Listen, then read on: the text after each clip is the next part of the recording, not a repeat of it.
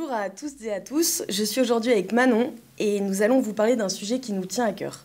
Avant de vous spoiler le sujet, je vais vous expliquer le pourquoi du comment. Nous sommes toutes les deux étudiantes en Master 2 de droit de la responsabilité médicale et nous souhaitons vous parler aujourd'hui de la place du patient au sein de son parcours de santé. Bonjour Manon. Bonjour Susan, bonjour à tous. Alors c'est dans un contexte de post-pandémie que les Français se posent énormément de questions quant à leur santé.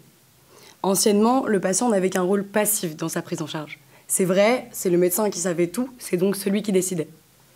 Mais aujourd'hui, le patient n'est-il pas enclin à devenir un véritable acteur de sa santé? Originellement, le partage des savoirs était inégal. Dans les années 60, le patient avait un rôle passif sur sa santé. C'était une médecine dite paternaliste. Ce que je veux dire par là, c'est que le médecin avait le rôle principal. C'était la personne qui savait tout, la personne qui avait les compétences.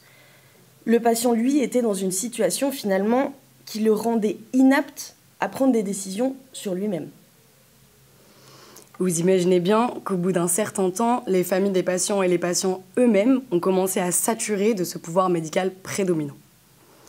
On peut considérer que le passage du rôle de patient à patient-acteur est essentiellement lié à de nombreux scandales sanitaires qui ont marqué la fin du XXe siècle. Et finalement, ces événements ont fédéré des groupements où le patient ne veut pas seulement devenir un acteur individuel de santé, mais un acteur collectif pour préserver sa santé et celle des autres. Bien sûr, aujourd'hui, une pluralité de dénominations viennent qualifier cette figure du patient-acteur.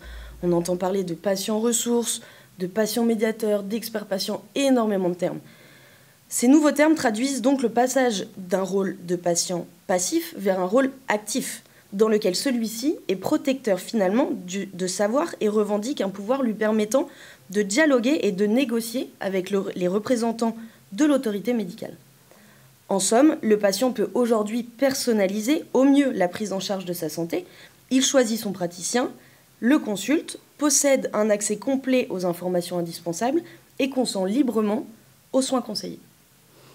Nous allons vous développer ce que l'on entend d'un patient véritablement acteur de sa santé.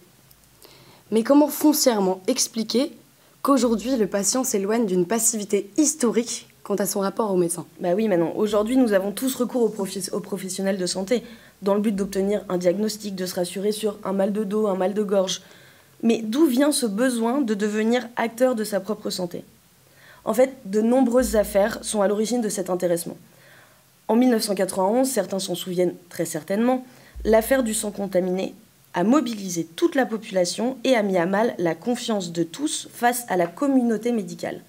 Une négligence ayant coûté la vie à des milliers de personnes et ayant fait exploser la contamination au VIH, un virus maîtrisé aujourd'hui, mais qui cause encore de nombreux décès. Et puis la méfiance des citoyens s'accentue d'autant plus avec la révélation du scandale des hormones de croissance à la fin des années 80, une période durant laquelle de nombreux professionnels de santé ont prescrit des hormones de croissance à des personnes atteintes de nanisme et responsables du développement de la maladie de Creutzfeldt-Jakob, une maladie qui était peu connue à l'époque mais qui doit son triste succès à cette affaire. Bien sûr. Mais finalement, peut-on considérer que ces scandales ont réveillé une réelle méfiance chez les patients envers les professionnels de santé? Évidemment, il est relativement difficile de remettre en question un diagnostic, un traitement dont les bienfaits sont vantés, sont prouvés. Chaque patient prend en compte les conseils de son médecin et envisage la suite comme une promesse.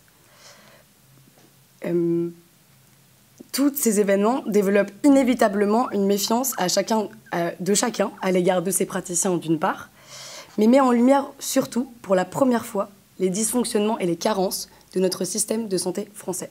D'accord, donc on peut considérer, est-ce qu'on peut considérer que l'implication actuelle du patient dans ses propres soins est en lien étroit avec la remise en question de la vie médicale?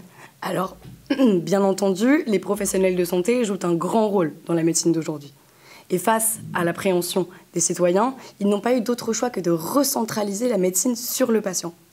Mais attention, il est important que l'intérêt de ceux-ci ne donne pas lieu à une concurrence. Autrement dit, que les nouvelles exigences du patient ne compromettent pas le travail et les compétences d'un médecin avisé.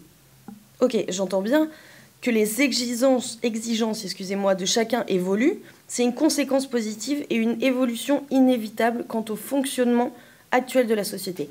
Mais ce progrès, il doit être collaboratif.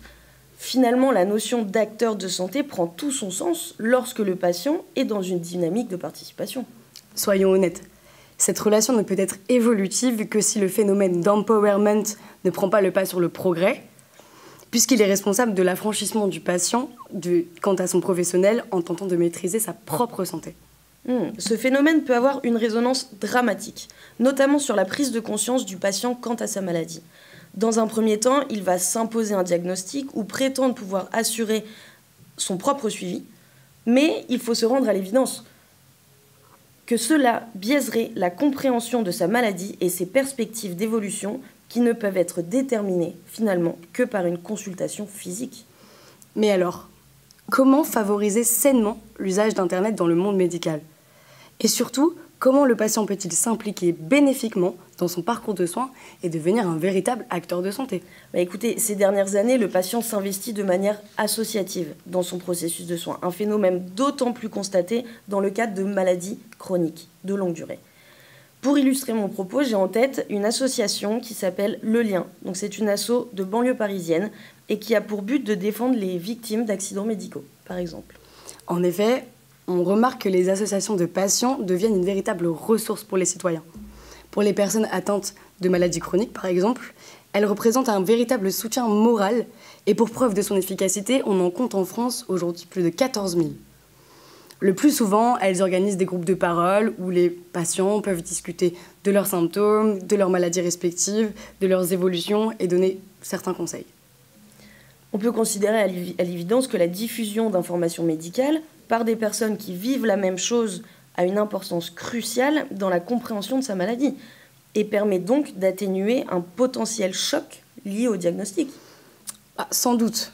De plus, elles s'inscrivent d'autant plus dans le paysage médical puisqu'au-delà d'une assistance morale, elles supportent un soutien matériel et financier, puisque par exemple, elles peuvent financer des systèmes d'appareillage ou autres qui représentent souvent un coût excessif pour le patient. D'accord. Moi, j'ai même entendu dire qu'elle disposait d'un pouvoir d'action, finalement, dans le sens où elle s'engage dans la défense des droits du patient et plus généralement pour garantir les intérêts collectifs des usagers. Et finalement, l'action de ces associations, en collaboration, bien évidemment, avec l'avis et le suivi du médecin, permet d'accompagner chaque patient dans un volet plus social. On peut évidemment considérer qu'en corrélation avec son état de santé, un patient atteint d'une maladie chronique va subir un réel chamboulement dans sa vie quotidienne. Donc l'association va tenter de pallier à cet impact. Et qu'en plus d'être accompagné par son médecin, il ne se sentira finalement plus seul. D'accord. Donc on peut donc conclure de ce phénomène que le patient devient acteur de santé au sein d'une médecine participative, en formant un partenariat avec les médecins. Ils accompagnent les patients et s'appuient sur leurs expériences pour améliorer la prise en charge de chacun. Au-delà des associations dans lesquelles le patient s'implique, on peut parler d'un progrès notamment quant à sa capacité d'accès aux informations médicales. On parle aujourd'hui du patient connecté. On ne parle pas concrètement d'une consommation excessive de forums médicaux, mais bien entendu de l'aide que peuvent nous apporter les objets connectés aujourd'hui. D'accord. En d'autres termes, l'utilisation raisonnable des informations de santé peut être responsable d'un réel progrès si elle est une nouvelle fois effectuée en collaboration avec le médecin. Évidemment, il ne s'agit pas de se substituer à nos professionnels. Il en convient de considérer l'e-santé comme un outil, une aide qui permettrait de simplifier l'organisation de soins, rassurer les patients et de considérablement bousculer les perspectives de progrès médical. Je pense à l'exemple de la télémédecine, qui permet un suivi plus régulier et individuel, plus rassurant, sans avoir à se déplacer. En effet, pendant la pandémie de la Covid-19, par exemple, l'usage de la télémédecine a explosé. En plus de pouvoir bénéficier de consultations en ligne et de réels conseils en direct, cette médecine connectée a évité l'encombrement massif des hôpitaux qui d'ailleurs n'avaient pas besoin de ça à ce moment-là. Les patients n'avaient plus à se déplacer. Ils avaient leur médecin chez eux, leur suivi en toute sécurité. De plus, ce mécanisme continue de s'élargir à diverses spécialités médicales, comme la consultation gynécologique par exemple, à l'aide de laquelle chaque femme peut aujourd'hui s'informer et être accompagnée de manière rassurante et personnalisée dans son parcours de soins à distance. Finalement, on ne peut que considérer que les associations de patients, l'e-santé et bien d'autres éléments constituent un rôle fédérateur dans la relation médecin-patient, conférant à chacun de nous la possibilité de devenir garant de sa santé et simplifier son parcours de soins à travers un accès à l'information libre et illimité. Eh bien, je vous remercie Susan, je vous remercie chers téléspectateurs. Merci beaucoup. Au revoir Manon. Au revoir.